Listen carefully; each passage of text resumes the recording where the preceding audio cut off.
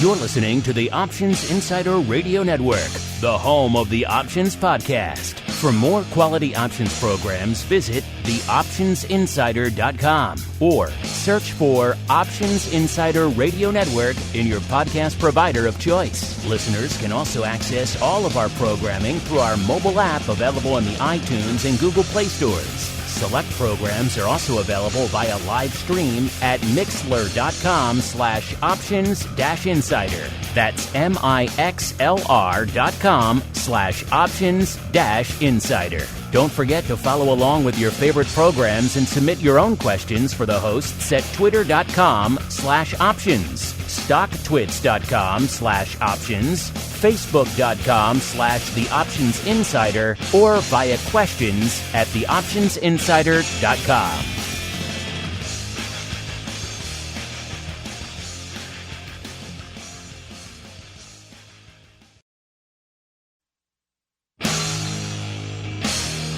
And now, it's time for the show that breaks down the options market. From unusual activity alerts to market analysis, strategy overviews, listener questions, and much more. If it involves puts and calls, then our all-star panel will break it down. It's time to hit the Option Block with your host, Mark Longo from the Options Insider Media Group, and co-hosts Uncle Mike Tussaw from RCM Asset Management, Andrew the Rock Lobster Joe Venazzi from OptionFit.com, and Mark the Greasy Meatball Sebastian from OptionFit.com. The Option Block is brought to you by Fidelity Investments. Fidelity's Option Trade Builder tool can help you confidently build an options trade in 3 simple steps. Just choose a strategy, select a contract, and then review the benefits and risks of the trade. Learn more about Option Trade Builder at fidelity.com/options. Options trading entails significant risk and is not appropriate for all investors. Certain complex option strategies carry additional risk. Before trading options, contact Fidelity Investments by calling 800-544-5115 to receive a copy of the characteristics and risks of standardized options. Fidelity Brokerage Services, LLC, member NYSE SIPC. And now, get ready to hit the Option Block.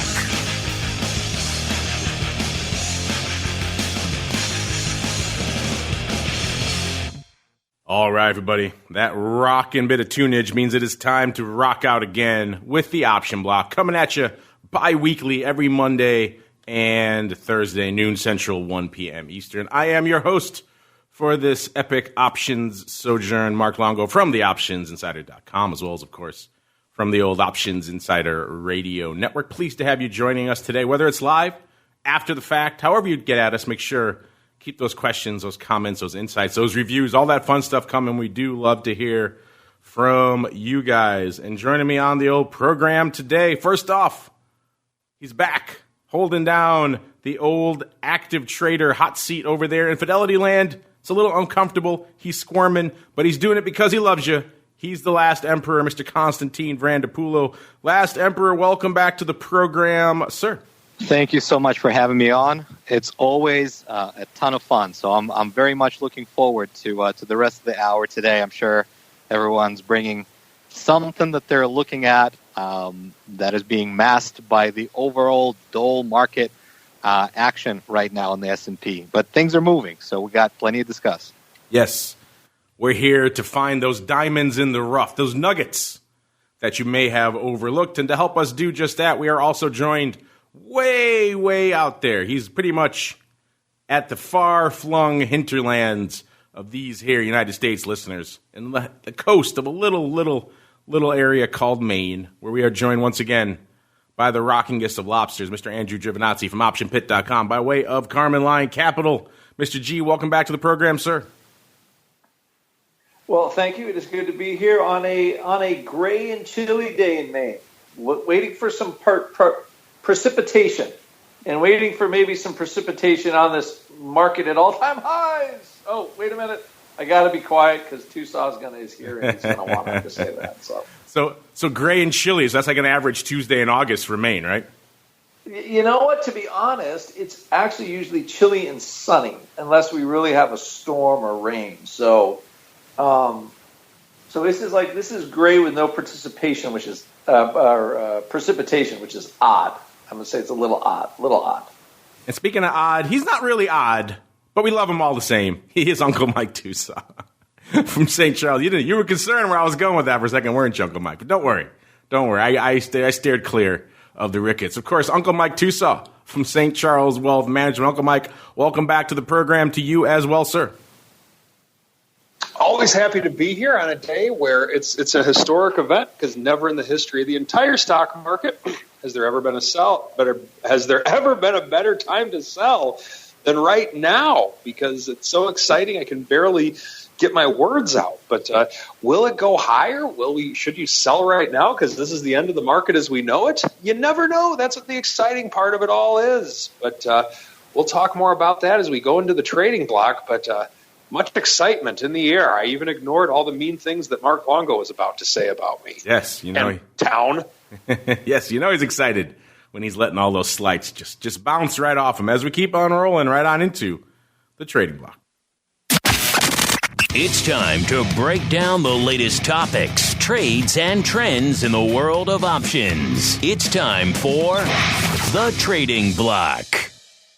All right, you heard it from multiple sources here, listeners. We are indeed in that much hallowed time, new highs, new record highs. Dow breaking through 28,000 to the upside, S&P north of 3,100, 3,120. Got the NASDAQ 85, 35 or so, just crazy levels across the board. NASDAQ actually giving up a little bit of that now, but still interesting. Gold actually getting a little bit of a lift out there today as well. Crude coming off about a handle. WTI off a handle from it was threatening 58 for a while. They're now 56 3/4. If you like all that fun crude and commodity talk, head on over to TWIFO after you listen to this. TWIFO, This Week in Futures Options. We break it all down there for you. Also talk a lot of small cap vol there as well. If that's your thing, we got you covered over there on TWIFO. All this kind of weird mixed action on the street today means kind of a weird mixed day out there in VIX cash land. Mostly kind of a gentle meandering. Right now we're actually up a bit on the day, up about half a handle to about 1265 or so. That puts us down actually a point and change from where we were this time last show. Our old friend VVIX, a.k.a. the volatility of volatility, also off as well, down about 93 3/4, down about 2 handles from last show. Our buddy, Mr. Dave Lincoln of short vol infamy out there, a.k.a. VIX Crush on the YouTubes. He was making some interesting comments about how some recent prints out there may be distorting VVIX a little bit and maybe not making it as useful of an indicator as it has been in the past. I encourage you to check out our Volatility View show if you are intrigued by such notions. And, of course, VXX continues to just race to zero, out down about 1735, puts it down over a handle, about a handle and a third from our last show. So VXX continuing the drubbing to the downside, which I know pleases a lot of you. Let's go back out. Since we're talking all things VVIX, I'm not sure if you heard our show on Friday, Mr. Rock Lobster, but have you had any concerns of late about VVIX perhaps being a little bit overdone compared to what's going on out there? And also, aside from that, what else is catching your eye out there today, sir? We did see the 11 handle for a brief moment on Friday. VIX is, I think adjusting for the weekend today. And I thought we were going to get the trade deal of all trade deals this weekend. What happened to that? Maybe I'll let Tusa talk about that. What I see right now is what I would call a very average December cycle for VIX. Nova's about to come off. I have almost all no-Nov left. And I have a little December. And it just appears to me to be, like I said, a very average cycle for December. There's about a little over $2 of premium, around maybe $2.40, something like that. So there's a little bit. VIX is 12. But, we're kind of here. We're at this place again, once again, where VIX cash is at the bottom of the range. And almost every cycle this year in 2019, when VIX traded 12 and Zone of the Monk, that's just the beginning. It's never been able to hold the Zone of the Monk for one cycle. Has not been able to keep in Zone 1 for one complete cycle this year. So a difficult part, and I would assume the same is happening. But also at the same time, a lot of volatility came out of some downside in like SPY index puts and stuff like that on that rally Friday. There was definitely a pretty good smash on some of those options. So I don't know if it's there's some uncertainty around impeachment testimony. There's China, there's Hong Kong. There's still plenty of unknowns out there. For whatever reason, some of those questions got answered last week. Just looking at the market flying and looking at VIX, what I would say is, again, just trading down there, can't really stop and trade 12. And I think it's the possibility of a signature on a deal that is keeping volatility up there. So I find it all, it is interesting, but at least as of right now, it's the lightest my vol positions have been in quite a while. I unwound a ton of November on Friday. So it was ended up being a good cycle. But as of right now, it's just, I'm just going to say it is painfully average and not that exciting, and the spot where VIX has bounced every time this year. So we'll see how long we can stay here. We either break lower on VIX or we're back up, maybe 17, 18 or something when everybody's freaking out again. So it's just, this is what I call, like, this is in the decay part of VIX. There's not really a shock in the options in VIX, but dollars are coming from decay. So if you're long VIX, you're long much more expensive December or January futures. So you're needing something to happen relatively quickly. But, that's all I got. A product like VXX is down a nickel today. So it's barely decaying at its theoretical number. So that's it. I wish I could say more, but there's not much else to say on that front. Well, since we're talking volatility futures, I should mention really quickly our friends over there at MIAX did indeed launch their futures today as well. The much anticipated, much ballyhooed launch of the Spikes futures apparently went off without a hitch this morning. They announced it here. They said here, the futures volatility trading market has been unnecessarily closed off to competition, and the marketplace has suffered as a result of a lack of choice and innovation. We believe that Spikes Futures is the solution. The significant launch is yet another demonstration of MIAX's long-term strategy to introduce new and disruptive products at lower cost to customers that invigorate targeted sectors of the derivatives market. So they launched those in partnership with MJEX over there, the Minneapolis Grain Exchange. They're cleared on CME, on the Globex. So a lot of you have been asking about those. Are they going to launch? What's the deal with them?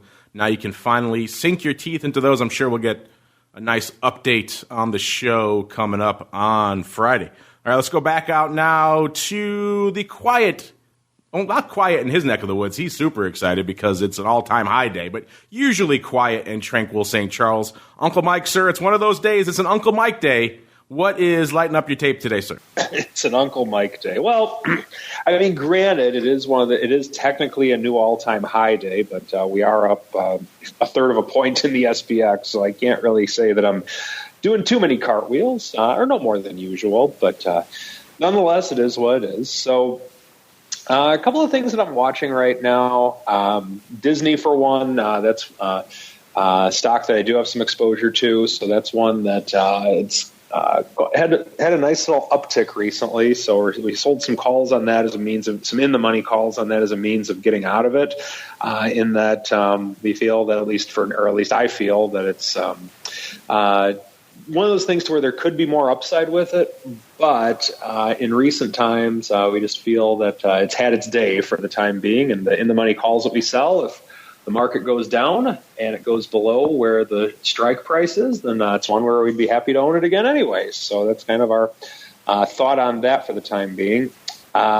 Not a lot of movement in Facebook today, relatively flat. Apple's up roughly 70 cents on the day, so not a ton of movement there.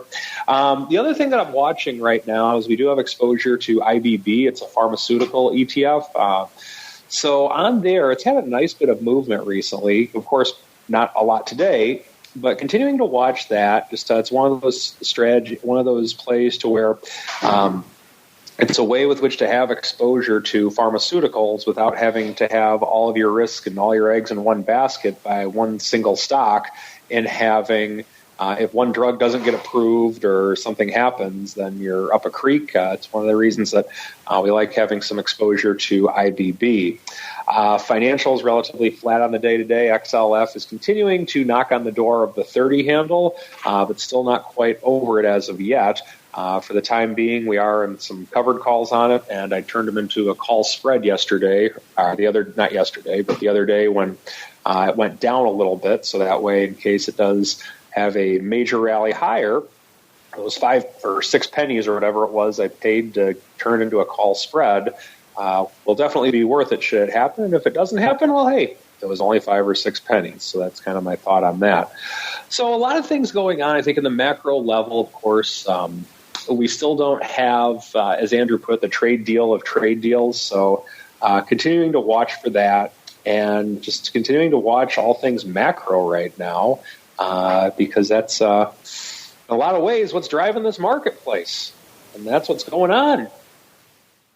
That is what's going on. Looks like we got the Flowmaster listening. He's asking if we've seen any volume on the Spikes futures that he couldn't find any timer sales data. That's a good question. I'm kind of busy hosting a show right now, but I will have to check into that.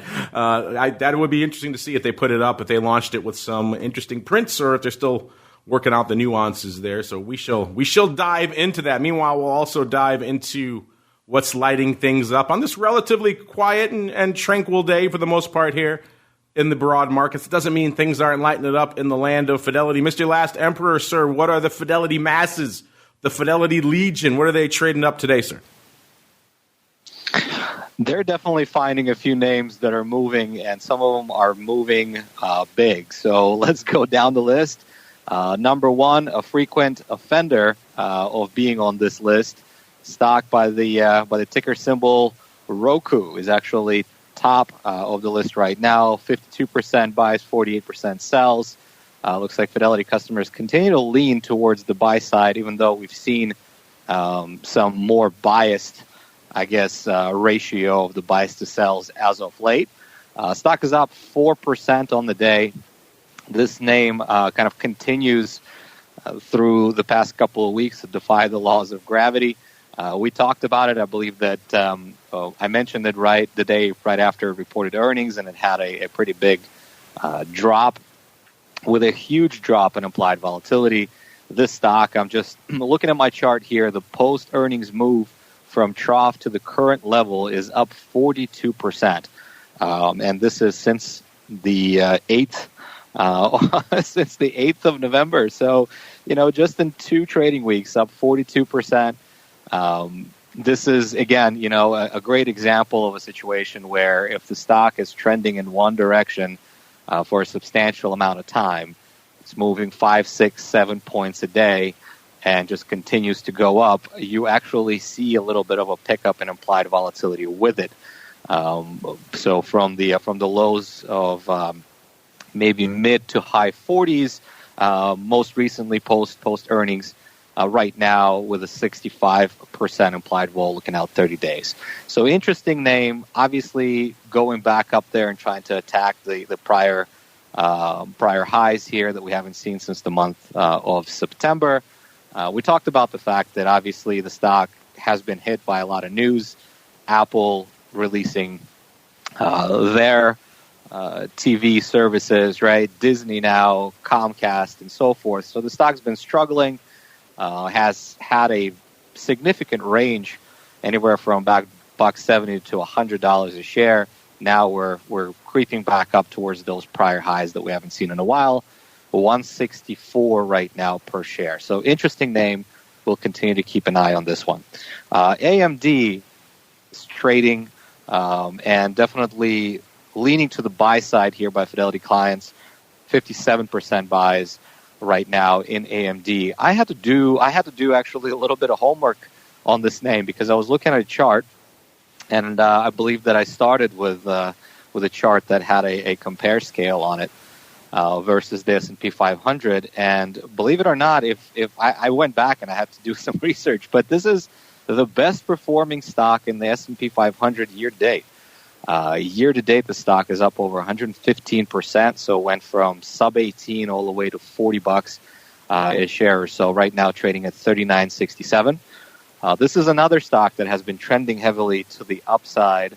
I did a little bit of a trough to peak here scale from the beginning of October when we saw the footing and the bids coming in for the S&P 500 and the broader markets overall. Since then, since the beginning of October here, this stock is up 46%.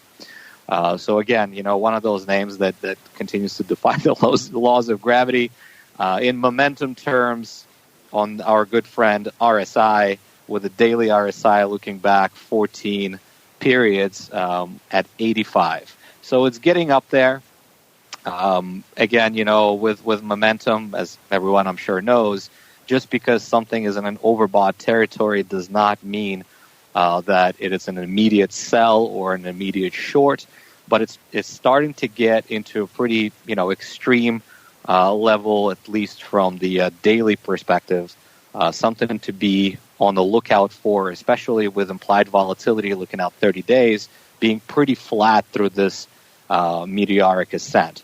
Implied vol right now in this name at 40, so definitely in that lower percentile of where we've seen it, anywhere between 35 to 94 in the past 52 weeks. So this one's on my on my list to watch. Total volume in contracts today, about 2.5 to 1 calls to puts traded, 314,000 on the 90-day ADV of 270. So we still have a few hours to go in the day. I assume that it's probably going to trade probably close to double what it normally does or what we've seen it do before. The next name is Disney. Uncle Mike already mentioned it. Since the last time I was on Monday, stock is up 9%. So, and that first initial candle on the subscriber numbers was practically that 9% move to the upside, and we've been kind of going sideways here. So I definitely hear Uncle Mike's strategy. I can definitely relate to that. Implied volatility is at 23%. Now today, guys, I'm sure that it probably came up on the radar for the Eye of the Sauron over there. 4.5 to 1 calls to puts, 265,000 contracts on a general ADV of 110 or so. So there's definitely some action on the coal side. Looks like some upside calls in the weekly Novembers here, expiring on the 22nd. So be interesting to see what the Eye of the Sauron picked up and whether or not it's on that list. The last name, relatively flat today, Apple. Again, these names are continuing to move up. It looks like they're trending very heavily. Apple with a brand new all-time high today. Implied vol practically at the lowest level that we've seen in the past 52 weeks. A very strong trend. Not moving a whole lot, but momentum is continuing to stay in that overbought territory. And generally, when the stock is trending heavily, we would like to see momentum indicators to stay overbought for an extended period of time, so long as that trend continues. So obviously a name that's the largest market cap of a publicly traded company. Generally speaking, we can say that, usually on any given day, the way Apple goes, it's probably going to have a significant effect on the Dow, significant effect on the NASDAQ 100, significant effect on the S&P. Today, relatively flat, so we'll continue to watch it. Not a very active options market in Apple today. Generally see a lot more in volume in there, but a subdued day, nothing's going on. So like the guy said, right, new all-time highs, some things were moving pretty dramatically in one direction to the upside. all the prior three names that I've mentioned certainly were. This one is a little bit on the quieter side. That wraps it up for us, guys. Let's see what's quiet out here in the broad markets. I will say, by the way, I put out some feelers on the old Spikes volume, so we'll see what we hear back. Hopefully something by the end of the show. Let's look at the broad market volume. Like we mentioned, not a day that's blowing the doors off by any means, but actually decent, particularly in the anemic world of VIX these days. Coming into Showtime, we had seen a little north of 250,000 contracts, about 265 on the tape. That doesn't sound like a lot, but then again, VIX ADV is about 341,000 contracts right now, which is anemic by any measure, by any definition. So 265 is actually pretty decent. Looks like on track to probably beat that today, that very paltry amount of volume. SPY looks a little more robust out there, about 1.3 million coming into Showtime. ADV, about 2.4 million. SPX closing on 700,000 contracts. ADV a little bit north of 1 million. The Qs at about a little bit north of 250,000 as well. Actually, coming into Showtime, they had the exactly same number of contracts up as VIX, 265. Their ADV is a little bit north of 500,000 contracts, 522 actually. So the Qs more active than VIX these days. And the Russell, a.k.a. at least the IWM version, at about 130,000 contracts. The ADV just a tick shy of 300K. Let's see how much it costs volume-wise to break into the top 10 on this otherwise quiet day. Cost you $112, 112,000 contracts. That gets you to number 10. It's Snap today, actually, which is kind of interesting. Don't see Snap in there too often. $112 on the tape. Also looks like, yes, they are some of our most, actually they are the most biased paper we have going up there. 77% of that paper coming on the call side of the ledger. Number 9, BABA, 115,000 contracts. Number 8, AMRN, not a ticker that comes across my screen very often. Let's pull that one up really quickly. If my screen will play ball with me. There we go. This is Amarin Corporation PLC. This is a biotech out of Bedminster, New Jersey, comes up with drugs for cardiovascular disease. I'm guessing they had something popping off today. We'll have to check into them. Number 8 for them, 125,000 contracts. Number 7, Microsoft, of course, $130. Number 6, NVIDIA, 140,000. Number 5, Netflix, getting a bit of a theme here. Big names. Netflix, 141,000. Number 4, the aforementioned Roku. Who knew? Set-top boxes were the go-to place for volatility these days, yet they continue to deliver 204,000 contracts on the tape today. Number 3, good old Disney. Did you get your Disney Plus? Yes, I succumbed over the weekend. My little guy really wanted to get at some of that Star Wars content, and he had to twist my arm. It was really hard for me to say yes. So we did bite the bullet. We got that bundle. Get out there and get that bundle if you're intrigued. 263 on the tape for Disney. Numero dos here. Apple, a mere paltry number 2, 277 on the tape. Number 1 with a bullet today. AMD taking the top spot today. 312,000 contracts out here. Let's start some earnings popping off this week. We got Home Depot and stuff. We'll get to that a little bit, I think, in Around the Block. Now it's time for us to keep on rolling and break down what the heck's going on the weird side of the fence. It is time for the Odd Block.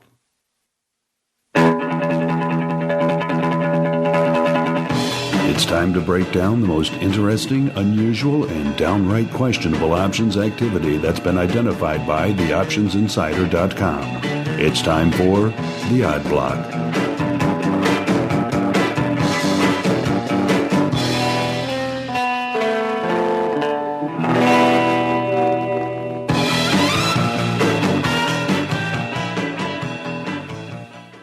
All right, everybody, welcome. Welcome to the Odd Block. It's where we get weird. It's where we get wild. It's where we get wonderful and whimsical. All the W adjectives you could possibly think of here. Let's kick things off. Mr. Rock Lobster, we're going back. We're going back into our Wayback Machine. And not too far, actually. Most of them are fairly recent. One's a little bit back earlier on the show. Are you ready, sir? Do you have your Wayback pants on? I put my pants on backwards, actually. I went so way back. There you go. Perfect. And I figured you busted out your bell bottoms, which is a normal Monday for you up there in Maine. That's the height of fashion there in the hinterlands of Maine. Yeah, I mentioned before our to-be-watched category, our column is just overflowing. We got to get at some of these. So luckily some of these popped off last week so we can see how they fared. Mr. Rocklofts, I believe you were on the show for pretty much most, if not all of these when we first profiled them. So they should be passingly familiar to you at the very least, even though some of them go back a ways. We're going to kick things off. We're going all the way back, setting the Wayback Machine to October 28th. So not that far back at all. Looks like Corning Glass here, Corning Inc., ticker symbol GLW. They're trading today about $29 even, off about 30 cents. At the time, back on the 28th of October, we profiled, looks like what we thought were some line in the sand puts. They went up for 95 cents, so right on the bid, 10,000 times. Of course, they did go up late, so that kind of puts a little bit of a wrinkle into the analysis. At the time these went up, the stock was a little bit north of where it is right now, $30.61. So these were effectively at the money puts. So someone was drawing a fairly aggressive line in the sand on these. These were pre-earnings when it went up. Earnings were actually the day after this trade. They were on the 29th. So this was a pre-earnings, pretty much at the money size put right, which is an interesting roll of the dice. And then we fast forward the trade clock a little bit to see where the stock was pretty much last Friday. And lo and behold, the stock was about to close at $29.35. So these puts went out for about 65 cents if they held them all the way through. Let's check on that. So at the very least, our friend here got about 30 odd cents, which a weird thing was though. Let's see if they were open at expiration. And yes, coming into Friday, they were indeed open for size. 12,000 still open on that strike, 12,073. Worth noting, though, Mr. Rock Lobster, which makes it kind of interesting, the 30 calls were also open for size on expiration. It was kind of the at-the-money strike, so it kind of pinned, so maybe it makes some sense there. Also worth noting, after we saw that, we went back and checked to see if maybe the calls went up on that same day, and maybe if it was just a combo. We didn't notice at the time, and that wasn't the case. The puts traded a decent amount, about 12,000 almost on that 28th day, and that was kind of the big day for them. The 30 calls traded on different days. They traded on the 5th and the 6th of September, so going back earlier, about a month and change before our trade. And they traded a decent amount. They had about 20,000 open by the time of our trade go. So there were separate independent trades, so it wasn't like a combo went up. Mr. Rock Lobster, kind of a weird one. Someone here taking a decent risk ahead of earnings, trying to buy the stock at 30 or take a nice buck nearly off the table. And it seems like it mostly worked out. If they were a little bit diligent, they could have taken these off for less than 65 cents, the way they went out. But still, they went out open on that day. Does that surprise you, Mr. Rock Lobster? Or maybe the fact that they were so close to the fire, so close to the at-the-money, maybe doesn't. Maybe this guy really just wanted the stock at the end of the day. This is one of those, Mark, where I feel like the guy's so close, or girl. Let's get both genders in. Where it's so close to the fire, you'd have to assume they want to take delivery. They're just trying to get that little extra, performance. Maybe selling the out of the money, put something like that, trying to grab a couple extra shekels out of them. That's what it feels like. I think somebody just wanted a big block of the stock. This stock has always intrigued me. Don't they make like the glass for like an iPhone? Yeah, this is like Gorilla Glass and all that stuff. Yeah, I remember we talked about that when this trade went up, how this is a name that has seemed for years like it's poised, right? It's on the precipice of big things. And then it never really comes to fruition. $29. Yeah. So I'd be anxious to know if this is in the Tucson I portfolio. I literally, I look at this stock every year, and every year it's like the same price, $30. I just don't. What are you gonna do? Maybe it's a great right, but even selling a 2-month put, like even let's say you sell a DC30 put, that's $1.27. But that's $1 in the money. The 29 put is 71 cents. There's a little yield out of it, I guess. But I don't think it would be a bad strategy as a put yield type of trade. The earnings have grown year over year over year. It just, ultimately they make glass, and it's like one of those things. I feel like it's probably a good idea to own stocks like this. It's not going to be the killer growth, but it will be, it's a kind of what I would say a pay the rent stock. Well, our friend here, it's only you've been listening to our Twifo show where we talk about paying the rent on writing some puts here. Let's see. Next up here, let's see what else we got in our kind of way back machine here today. We're going all the way back another week. All the way back to October 21st to one of these weird names we profiled before. This is C Limited, ticker symbol SC, also goes by the company name of Garena. So they have multiple names, which is always a good sign. This is an e-commerce and digital esports game out of Asia, which might explain the variety of name. Oh, the Garena is the parent company of C Limited. So there you go. That clears it all up. Trading today nearly $37, up about half a buck. Decent run for them here. Back on the 21st, what did we see? We saw size puts. Size Nove 24 puts going up for pretty much 30 cents, about a nickel or so off the bid, 27,432 times to be precise. There were earnings. The earnings are actually on the 19th of November, so coming up tomorrow. So these puts, they ain't getting no earnings, to be precise here. So let's see here. Stock at the time of the trade was at 27 and a quarter. So these bad boys were a wee bit out of the money. And as I just mentioned, kind of give a spoiler out there, the stock a wee bit higher than that right now. At about, it closed on expiration about 36.40.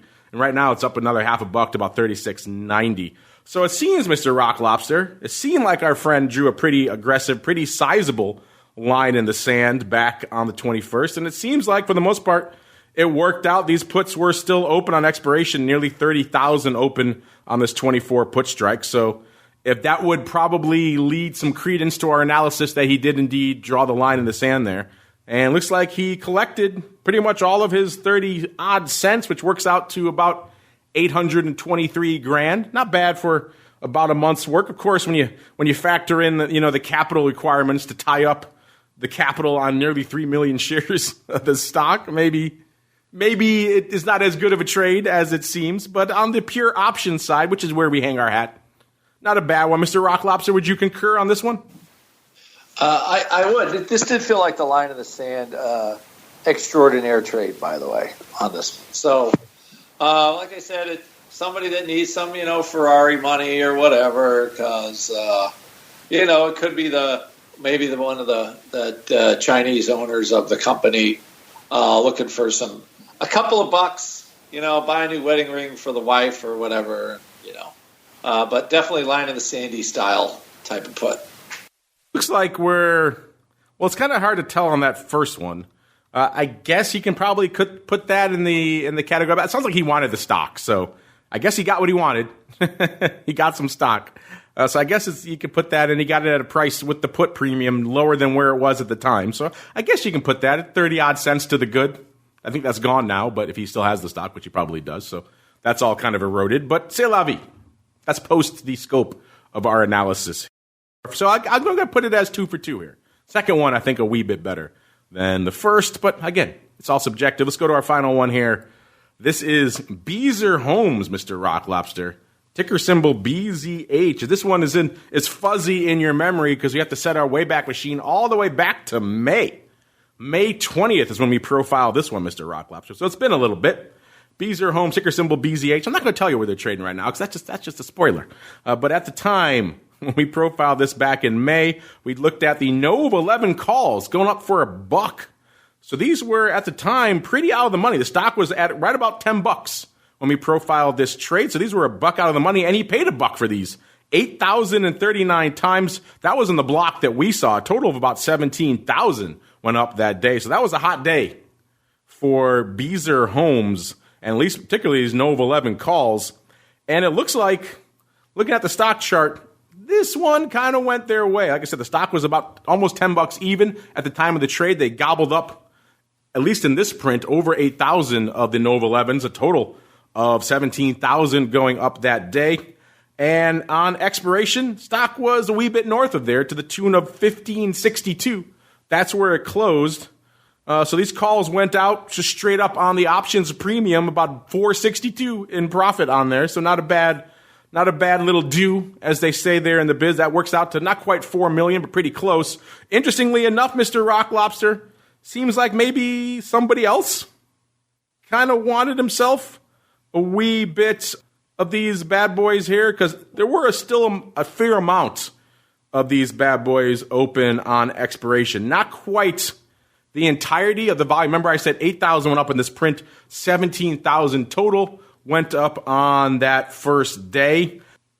Not quite all of that was still open, but it's more than you would expect. On expiration, there were over 6,000 of these calls still open, Mr. Rock Lobster. So someone took some of these off the board, which you would hope, given the fact that they were $4 in the money by the time of expiration. You'd think you'd take some of those gains off the table, unless you really, really want the stock, but then you paid $1 for that, so you want to get some of that back. So it seems like Mr. Rock Lobster, with stock was still, what I said was $15.62 on expiration. There were still over 6,000 of these $4+ in the money calls open on expiration. So that adds a weird wrinkle to otherwise fairly straightforward out of the money call trade. Mr. Rock Lobster, what is your spidey sense telling you about this one? Winner, loser, something else? I think this is kind of a home run ski. Don't you think so? Seems like it. I'm just still surprised they took none off the table. I think this is one where the viceroy would approve. Okay, the stock's not very expensive, but you pay $1 for the calls and you take delivery at 12, and it's trading almost 16. So, and with the open interest, it's like you're, a value stock, home builder. I don't know if those home builders are value stocks after 2008, but I think the big theme here is that options love a bull market. That's the easiest thing I can think of. I mean, all these, we've had just a ripping bull market for 3 weeks here. I think that 3,000 was a pretty big magnet, and for somebody pulled a ripcord somewhere. I missed the memo, I guess, but I just think right now, all these trades are bullish, some aggressively bullish, and just really big results, actually. I mean, for the most part, except Boring and Corning, maybe they got a little bit better entry price, but for the most part, just kind of killer, crazy upside. I've lived through a lot of bull markets, and calls trade cheap. That's the bottom line on a lot of this stuff, considering when the liquidity on the upside dries up and people just want to get into stocks. So we're starting, of course, we start to see that at 3,100. Nobody was there last year at 2,500 or wherever we were, how low SPY was just a year ago. But just bull market trading. I mean, that's the bottom line. That's the bottom line because the Rock Lobster said so. All right, let's keep on rolling. It's Monday. It's time for a bit of strategery. Yes, it's time for easy for me to say, for the strategy block. It's time to dispense options, wit, wisdom, and education. It's time for the strategy block.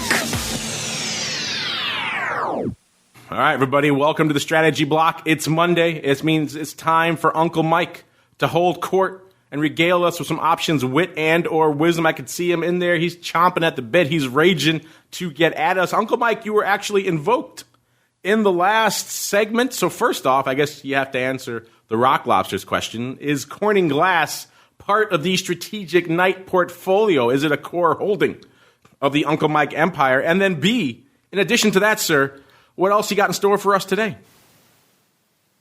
Well, first off, Corning Glass, to my knowledge, haven't looked yet today. So unless Chris and George and Tim put it in there, as of earlier today, it is not part of the strategic night holdings.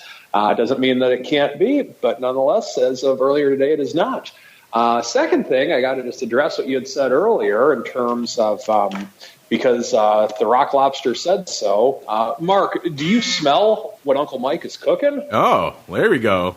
Getting deep into the illusions of days gone, sir. Yes, sir. The Attitude Era. But anyway, I digress. With that being said, I want to go through something that a lot of my clients have talked with me about. I'm sure a lot of our listeners, this might be relevant to. What do you do with your company retirement plan? Now, a lot of people who work for a company, you have a 401k or a 403b or possibly a 457, depending on who you work for. Some of you may just trade for a living. Some of you may own your own business. But if you do work for a company, typically you have a plan like one of those three that I mentioned. Oftentimes I'm asked, is it possible to trade options in those? Now, unfortunately, a lot of times the answer is no. So with that being said, how can you find out if it is possible? And if it is not possible, what are some ways with which you can kind of still make your portfolio work? Well, first off, the thing that you want to do is you want to ask your HR person or the person at the 401k provider, is option trading available? Or is there a brokerage account option available within the 401k or 403b or 457, whatever the case may be? If the answer is no, meaning there's no brokerage account available, or if there is a brokerage account available and the answer is you cannot trade options in it, here's some things with which you can do. Let's say that you'd like to sell covered calls and you want to collect some premium. Well, one thing you can do, and I'm going to oversimplify all these, and hopefully my goal with this strategy block is to kind of get you started, and then you can kind of take it from there to see what may fit you. Let's say that in theory you had 100% of your 401k in the S&P 500 index fund. Pretty much every 401k will have something along those lines in there. I'm not recommending to do that by any means, but let's just say in theory that you did. You could then take a smaller brokerage account aside from your 401k, whether it's in an IRA or whether it's in just a general non-qualified account. You'll have to factor taxes in, of course. And you could sell call spreads on SPY or SPX for that matter. And by doing that, you'd still have a bearish position in your separate account, but you just have a straight bullish S&P position within the 401k. By doing that, you're creating an income selling strategy by combining the two of them. So that's one thing with which you can do. Let's say that you want to do a collar strategy. Well, no, you couldn't use the index fund for maintenance margin. So what you could do is in the separate account, you could sell a call spread, and with the money you get from the call spread, buy a put option on SPY or SPX. Now, by doing that, of course, it will take extra money or extra maintenance to do so, whereas a traditional collar would not. But it is something to consider within your 401k if you have the desire to do such a thing. So when doing this, there's a lot of choices with which you have. Some things, and let's say that you are looking for someone to manage your money within the 401k, and you may not want to be in the traditional choices that you're given in the 401k. If you have a brokerage account option within your 401k, you may be able to hire an outside money manager to manage the brokerage account within your 401k. Of course, this depends on a lot of things, and you'd have to find out some information, but it is something that's possible. So one other thing on this, if you are interested in having Uncle Mike do some management of your 401k money to see if it's available, we do have specialists at RCM that specialize in the 401k to see if something like that would be available within your 401k.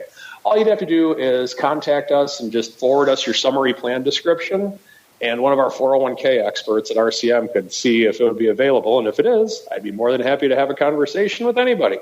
So with that being said, if you have the I can't trade options in my 401k blues, there are choices. You just got to know where to look. And that is the strategy block for today. Thank you for that, Uncle Mike, sir. And now it's time for us to keep on rolling and go around the block. It's time to tell you what we'll be watching on our trading screens until the next episode. It's time for Around the Block. All right, everybody, welcome to Around the Block, the portion of the show where we tell you what we're keeping an eye on for the rest of this week. Like we mentioned, we did put out some feelers about those Spikes futures. I haven't heard back yet as of coming into the end of showtime. Doesn't look like we're going to make it in to the show for today. We're going to keep an eye on that, obviously, later on in the week. We'll certainly have a full update from the Spikes folks themselves coming up on Friday, but hopefully we'll have more in the interim between now and then to discuss. It is exciting. It's an interesting time to have a new player, a new competitor in the volatility space. I know a lot of you have been looking for something like that for a long time. So here you go. Now you got the future to go along with your options. No more complaining. There's no underlying, no more writing to us about all that kind of stuff. Now it's up to you. Let's see what else is up to you this week, what we have on store for this kind of final big week of trading before the holiday hits, at least here in the U.S. Coming up this week, we still got some big names popping off. We got Home Depot on Tuesday, Kohl's as well. So if you like Urban Outfitters, you like your clothing or home refurbishment retail, you got it in spades. You got Target and Lowe's and even Lazy Boy on Wednesday. Thursday, Mrs. Retail Palooza. Thursday, Macy's, Nordstrom, Ross, Gap, Williams-Sonoma, even everyone's favorite, I'm sure Uncle Mike's favorite, Shoe Carnival. He loves it.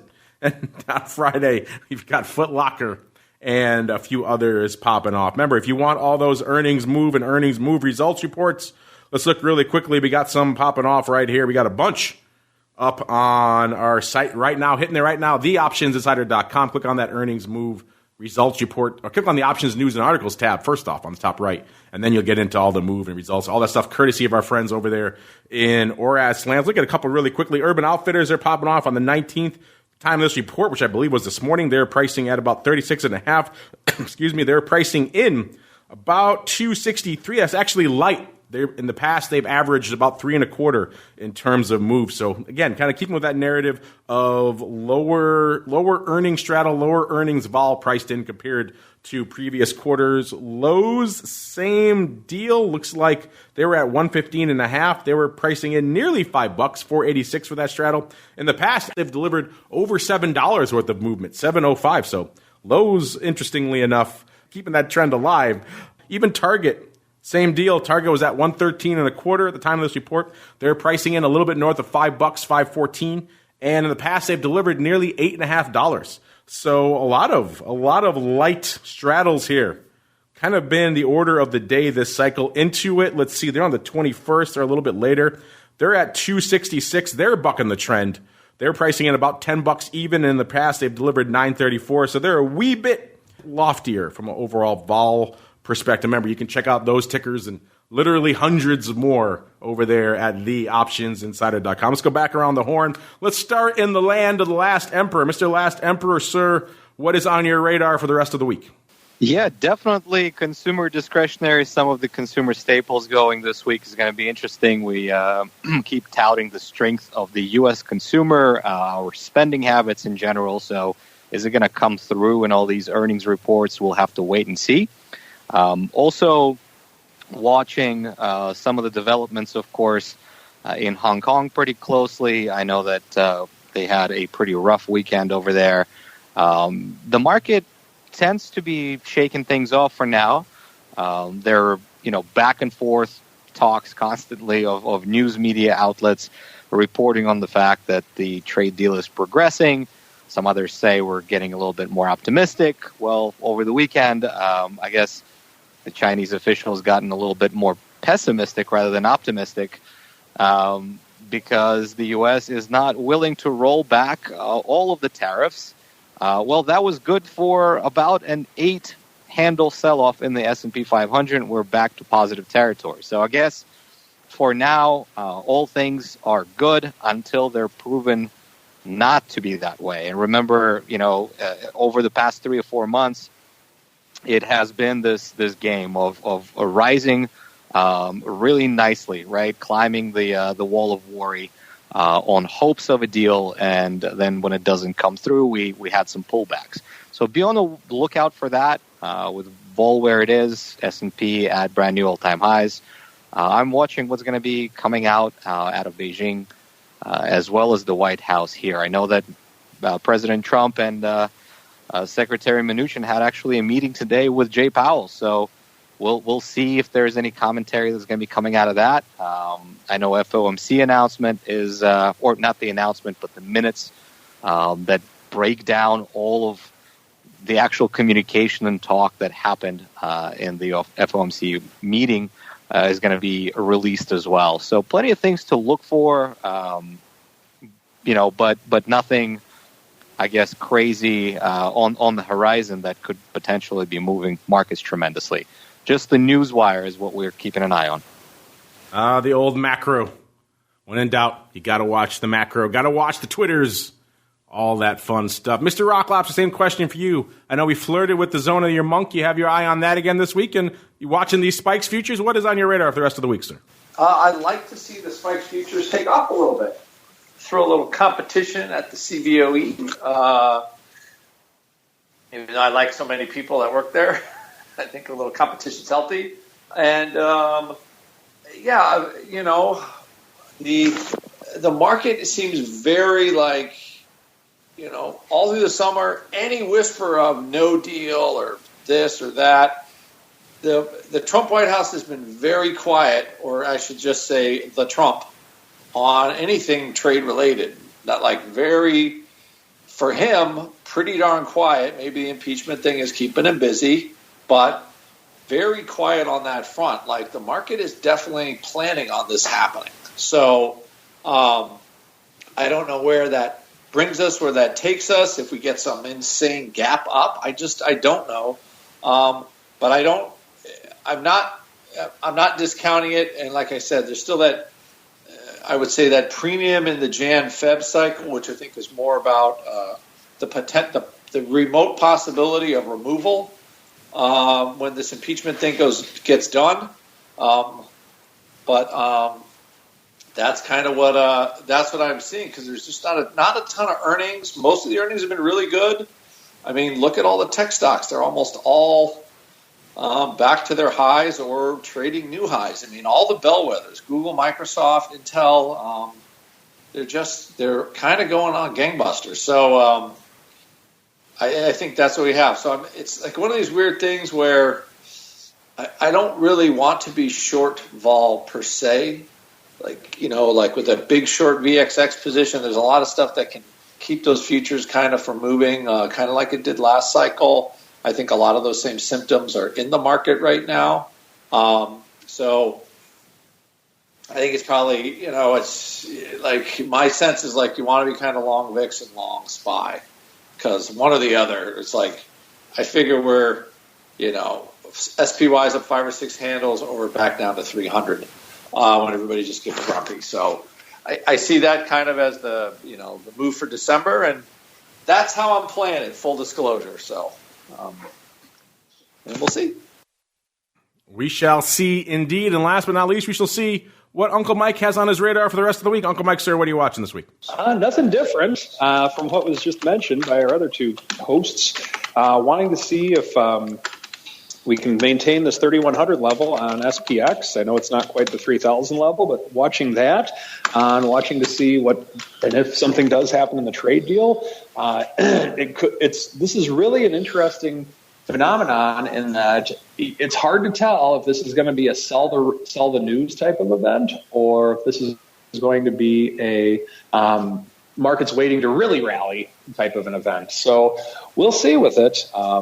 And that's kind of what I'm watching. I think in the meantime, I like the idea of just being long premium in a lot of ways, because if this is a sell the news type of event, or it's really bad news and the market crashes type of event, then long premium really makes a lot of sense in that case.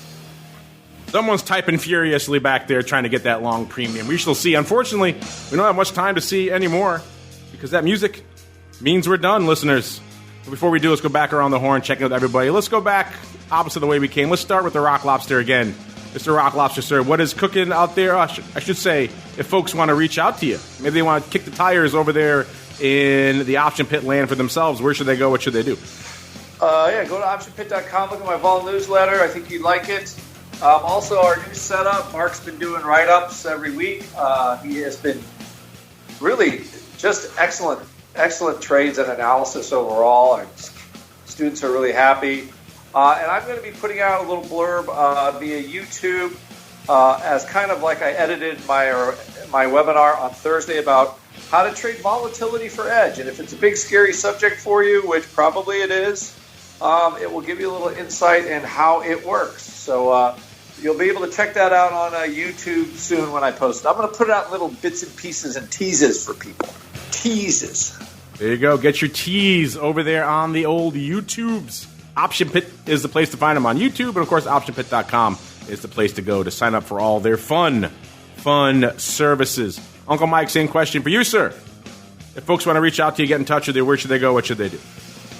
The stcharleswealth.com teases, and if you become a client, then we'll give you more cheeses, I guess. And you say teases and cheeses? I don't know. But either way, come on down. We'd love to have a discussion with anyone. Also in regards to employee benefits, if you feel there's a way you are looking to possibly do some options within that, give me a call. I'm happy to help in any way with which I can. stcharleswealth.com for more information.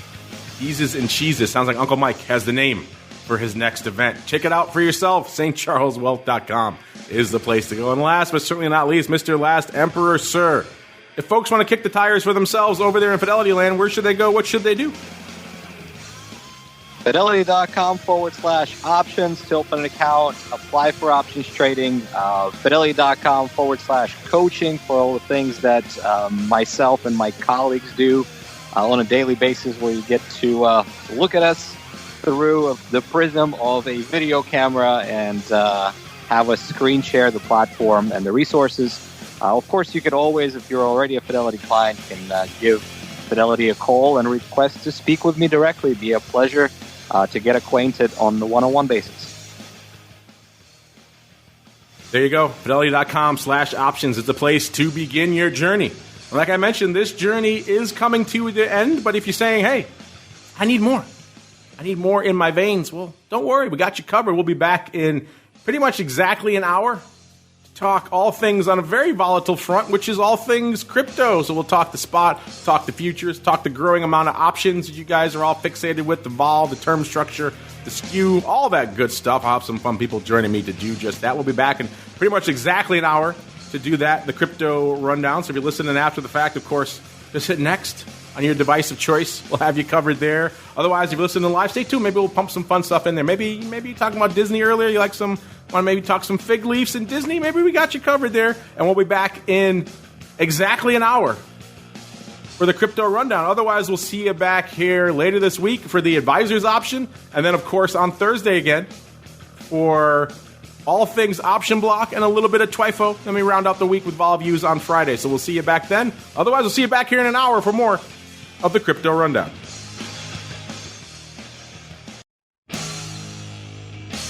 The Option Block is brought to you by Fidelity Investments. Fidelity's Option Trade Builder tool can help you confidently build an options trade in 3 simple steps. Just choose a strategy, select a contract, and then review the benefits and risks of the trade. Learn more about Option Trade Builder at fidelity.com/options. Options trading entails significant risk and is not appropriate for all investors. Certain complex option strategies carry additional risk. Before trading options, contact Fidelity Investments by calling 800-544-5115 to receive a copy of the characteristics and risks of standardized options. Fidelity Brokerage Services, LLC, member NYSE SIPC.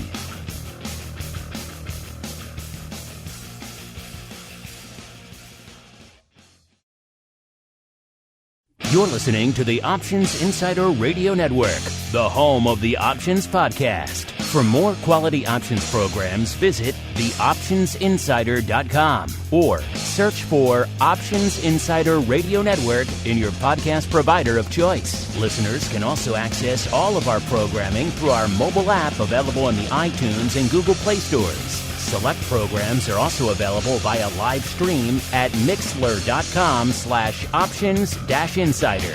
That's mixlr.com/options-insider. Don't forget to follow along with your favorite programs and submit your own questions for the hosts at twitter.com/options, stocktwits.com/options, facebook.com/theoptionsinsider, or via questions at theoptionsinsider.com.